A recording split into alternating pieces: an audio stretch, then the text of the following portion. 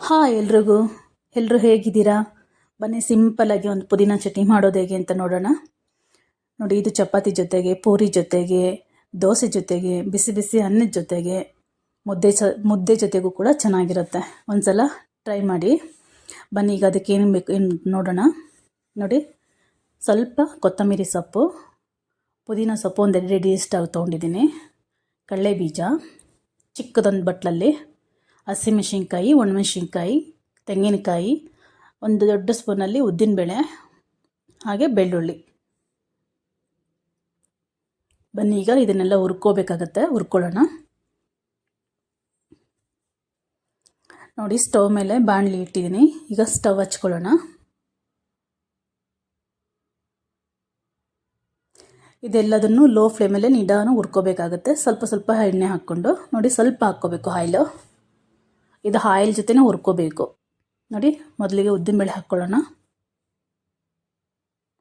ನಿಧಾನವಾಗಿ ಅದು golden brown ಬರೋವರೆಗೂ ಹುರ್ಕೋಬೇಕಾಗತ್ತೆ.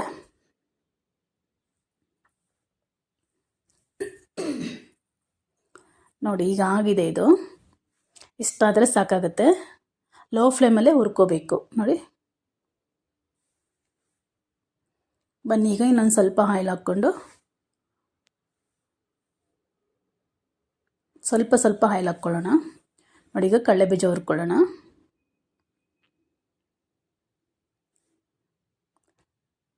ನೋಡಿ, ಹೀಗೆ ನಿಧಾನವಾಗಿ ನೀಟಾಗಿ ಹುರ್ಕೋಬೇಕು. ನೋಡಿ, ಇಷ್ಟಾದರೆ ಸಾಕಾಗುತ್ತೆ.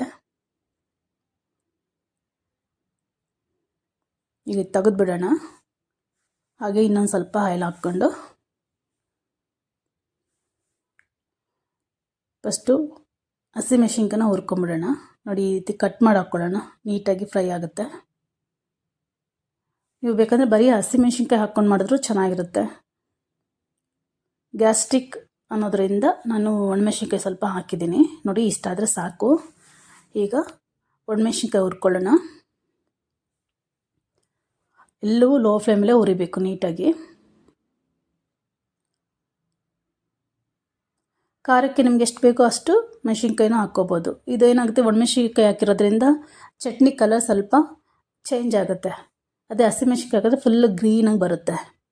ನೋಡಿ, ಇದು ಆಗಿದೆ. ಈಗ ಇನ್ನು ತೆಗ್ಕೊಂಬಿಡೋಣ.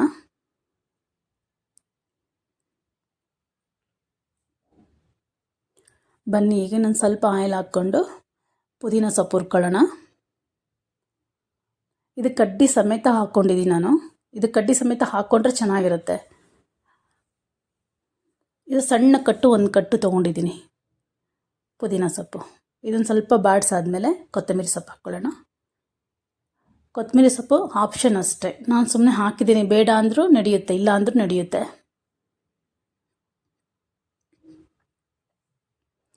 ಎರಡು ಸ್ವಲ್ಪ ಬಾಡಿಸ್ಕೊಂಡಾದ್ಮೇಲೆ ತೆಗೆದುಬಿಡೋಣ. ಸ್ವಲ್ಪ ತುಂಬ ಏನು ಬಾಡಬೇಕಂತೇನಿಲ್ಲ. ನೋಡಿ, ಇಷ್ಟಾದರೆ ಸಾಕಾಗತ್ತೆ.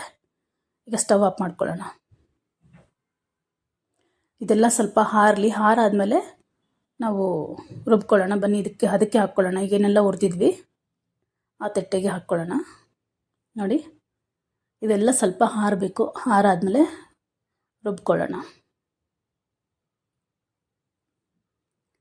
ಓಕೆ, ಈಗ ಇದು ಆರಿದೆ. ನೋಡಿ, ಈಗ ರುಬ್ಕೊಳ್ಳೋಣ. ಮೊದಲಿಗೆ ಏನು ಕೊತ್ತಂಬರಿ ಸೊಪ್ಪು, ಪುದೀನ ಸೊಪ್ಪು ಬಿಟ್ಟು ಮಿಕ್ಕಿದೆಲ್ಲ ಫಸ್ಟು ರುಬ್ಕೊಂಬಿಡೋಣ. ಇದು ಕೊನೆಗೆ ಹಾಕ್ಕೊಳ್ಳೋಣ. ಸೊಪ್ಪು ಏನಿದೆ ಅದು ಕೊನೆಯಲ್ಲಿ ರುಬ್ಕೊಳ್ಳೋಣ. ಈಗ ಇದರ ಜೊತೆಗೆ ತೆಂಗಿನಕಾಯಿ, ರುಚಿಗೆ ತಕ್ಕಷ್ಟು ಉಪ್ಪು ಹಾಕ್ಕೊಳ್ಳೋಣ. ನೋಡಿ, ಸ್ವಲ್ಪ ಹುಣಸೆಹಣ್ಣು ಮರ್ತಿದ್ದೆ. ಹುಣಸೆಹಣ್ಣು ಎಷ್ಟು ಕಮ್ಮಿ ಹಾಕ್ಕೊಳ್ತೀರೋ ಅಷ್ಟು ಚೆನ್ನಾಗಿರುತ್ತೆ ಈ ಚಟ್ನಿ. ತುಂಬ ಹುಣಸೆಹಣ್ಣು ಹಾಕಿದ್ರೆ ತಿನ್ನೋಕ್ಕೆ ಚೆನ್ನಾಗಿರಲ್ಲ. ಈಗ ಕಾಯಿ ಹಾಕ್ಕೊಳ್ತಾ ಇದ್ದೀನಿ, ಹಾಗೆ ಉಪ್ಪು. ಹುಣಸೆಹಣ್ಣು ಹಾಕ್ಕೊಳ್ಳೇಬೇಕಂತೇನಿಲ್ಲ, ಸುಮ್ಮನೆ ಬೇಕು ಅನ್ನೋರು ಸ್ವಲ್ಪ ಹಾಕ್ಕೋಬೋದು. ಸ್ವಲ್ಪ ಅಂದರೆ ಸ್ವಲ್ಪ. ಓಕೆ, ಬನ್ನಿ ಇದನ್ನು ರುಬ್ಕೊಂಬರೋಣ. ನೋಡಿ, ನೀರು ಹಾಕ್ಕೊಳ್ಳಿ, ತರ್ತರಿಯಾಗಿ ರುಬ್ಕೋಬೇಕು. ಈ ರೀತಿ ರುಬ್ಕೊಂಡು ಈಗ ಬೆಳ್ಳುಳ್ಳಿ ಹಾಕ್ಕೊಳ್ಳೋಣ. ಈಗ ಒಂದು ಸ್ವಲ್ಪ ನೀರು ಹಾಕ್ಕೊಂಡು ರುಬ್ಕೊಂಬರೋಣ ನುಣ್ಣಗೆ.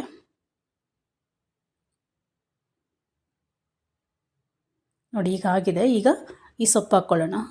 ಕೊತ್ತಂಬರಿ ಸೊಪ್ಪು, ಪುದೀನ ಸೊಪ್ಪು ಎರಡು ಹಾಕ್ಕೊಂಡು ನುಣ್ಣಕ್ಕೆ ರುಬ್ಕೊಂಬರೋಣ. ಇದು ಲಾಸ್ಟಲ್ಲಿ ಹಾಕ್ಕೊಂಡ್ರೆ ಚೆನ್ನಾಗಿರುತ್ತೆ, ಟೇಸ್ಟು ಅಷ್ಟೇ ನೋಡಲಿಕ್ಕೂ ತುಂಬ ಚೆನ್ನಾಗಿರುತ್ತೆ. ನೋಡಿ ಈಗ ಆಗಿದೆ ಇದು. ಬನ್ನಿ ಇದಕ್ಕೊಂದು ಒಗ್ಗರಣೆ ಕೊಟ್ಕೊಳ್ಳೋಣ. ನೋಡಿ ಎಣ್ಣೆ ಕಾದಿದೆ. ಈಗ ಸಾಸಿವೆ ಕರಿಬೇವು ಹಾಕ್ಕೊಳ್ಳೋಣ. ಒಂದು ಒಣಮೆಣಸಿನ್ಕಾಯಿ ನೋಡಿ, ಸಾಸಿವೆ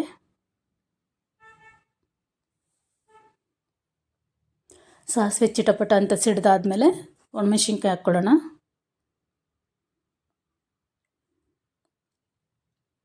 ಇದು ಬಾಡಾದಮೇಲೆ ಕರಿಬೇವು ಹಾಕ್ಕೊಳ್ಳೋಣ. ಈಗ ಆಗಿದೆ ಇದು. ಕರಿಬೇವು ಹಾಕ್ಕೊಳ್ಳೋಣ. ಓಕೆ, ಇದಾಗಿದೆ. ಈಗ ಸ್ಟವ್ ಆಫ್ ಮಾಡ್ಕೊಳ್ಳೋಣ. ಬನ್ನಿ ಚಟ್ನಿಗೆ ಒಗ್ಗರಣೆ ಕೊಟ್ಕೊಳ್ಳೋಣ. ನೋಡಿ ಈಗ ಚಟ್ನಿ ರೆಡಿಯಾಗಿದೆ. ಸಿಂಪಲ್ಲಾಗಿರುತ್ತೆ, ಟೇಸ್ಟಿಯಾಗಿರುತ್ತೆ. ಸಾಂಬಾರು ಬದಲಿಗೆ ಏನು ಮಾಡಲಿಕ್ಕಾಗಲ್ಲ ಅಂದಾಗ